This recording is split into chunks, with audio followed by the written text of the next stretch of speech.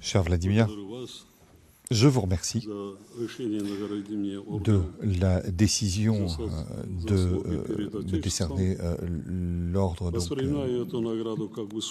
et la récompense. D'abord, je dois dire que j'ai apporté une contribution extrêmement modeste au renforcement des relations entre le Tadjikistan et la Russie. Bien sûr, cette récompense va à tout le peuple du Tadjikistan qui a œuvré au renforcement de l'alliance stratégique entre nos deux pays. Nous construisons une collaboration entre nos deux pays, toujours plus étroite. Encore une fois, je vous remercie, cher Vladimir Vladimirovitch, de l'immense attention que vous m'avez apportée. Merci.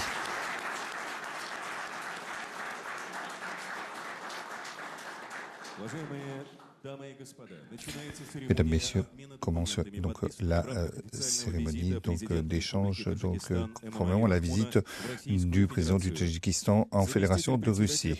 Le vice-président, le ministre de l'Industrie et du Commerce, M. Mantourov Denis Vonetovic, ainsi que le vice-ministre Ousmonzada Zasmaali, pour la collaboration industrielle.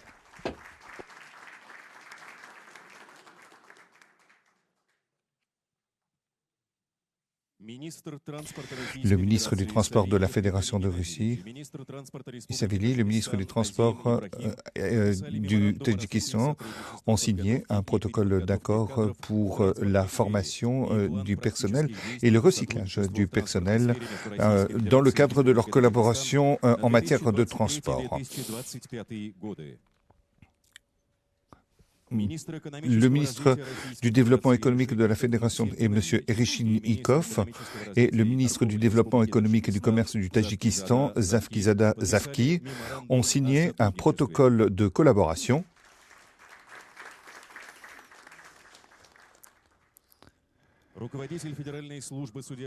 le responsable des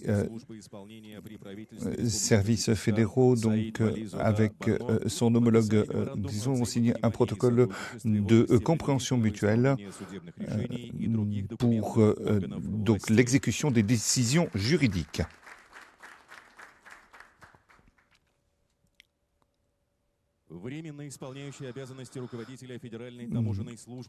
Le responsable des services douaniers de la Fédération de M. Davidov, avec son homologue de la République du Tadjikistan, Kazim Razarkouchev, ont signé un accord de coopération entre les opérateurs économiques.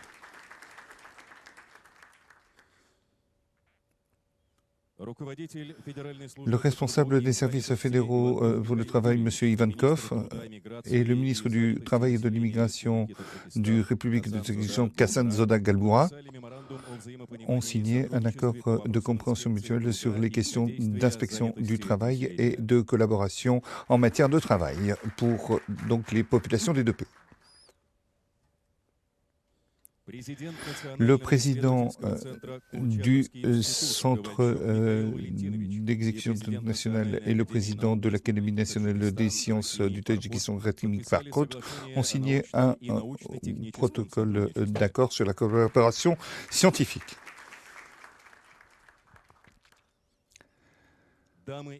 Mesdames, Messieurs, la cérémonie est terminée. Le président de la Fédération de Russie, Vladimir Vladimirovitch Poutine, et le président de la République du Tadjikistan, Emomali Rahmon, vont présenter les protocoles d'accord. Cher Monsieur Rahman, chers amis, la visite officielle du président du Tadjikistan en Fédération de Russie se déroule dans une atmosphère d'amitié et de coopération, et cela correspond totalement à la nature de notre partenariat et de notre caractère d'allié.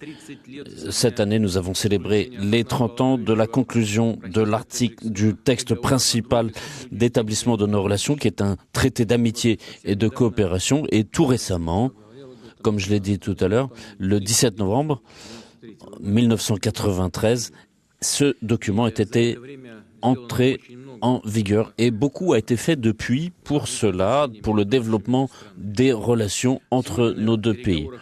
Aujourd'hui, au cours de nos discussions, nous avons accordé une grande attention à notre coopération sur le plan économique et traditionnellement, la Russie est un des grands partenaires économiques du Tadjikistan et le volume de nos échanges a augmenté de 18% pour atteindre à peu près 1,5 milliard de dollars et notamment avec une augmentation de plus de 60% des produits frais du Tadjikistan vers la Russie. Il y a aussi des investissements qui sont faits dans le domaine et plus de 200 entreprises à capital russe en Tadjikistan. De plus en plus de place est occupée dans nos échanges. Les devises nationales et la part du rouble dans la conclusion d'affaires a atteint 83%. Nous avons aussi des canaux d'action, de coopération qui sont faits ensemble autour des gisements et notamment les citoyens tadjiks ont la possibilité de procéder à des virements bancaires entre les deux pays. Un rôle important dans ces relations est joué aussi par les milieux d'affaires. L'an dernier, le Conseil d'affaires est très actif et cette coopération se fait notamment dans le domaine de l'énergie puisque la Russie couvre presque totalement les besoins de l'économie tadjike en produits hydrocarbures et sans imposition d'assises. La société Gazprom Neft Bar travaille sur 5 bases et aussi sur un réseau de stations-service.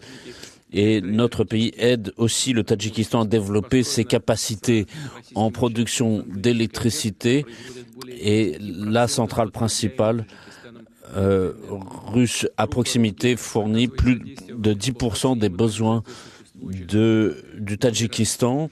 Nous travaillons aussi au nouveau système de génération et de régénération et nous mettons en place de nouveaux éléments de production. Nous avons également de bonnes perspectives dans le domaine de l'extraction de minerais. Nous travaillons ensemble avec nos partenaires de Tadjik sur l'extraction d'uranium et d'autres. À propos, la société russe Rosatom a achevé au Tadjikistan un grand projet de réhabilitation de la surface de production d'uranium et nous travaillons aussi à l'échange de technologies avec nos camarades du Tadjikistan et notamment dans le domaine médical, nous en avons parlé aujourd'hui. Comme vous le savez, en Russie, il y a 1 million, peut-être même un peu plus de Tadjiks qui travaillent. Ils apportent une contribution importante au développement de différents secteurs économiques et en renvoyant de l'argent dans leur pays, ils contribuent fortement à soutenir l'économie nationale.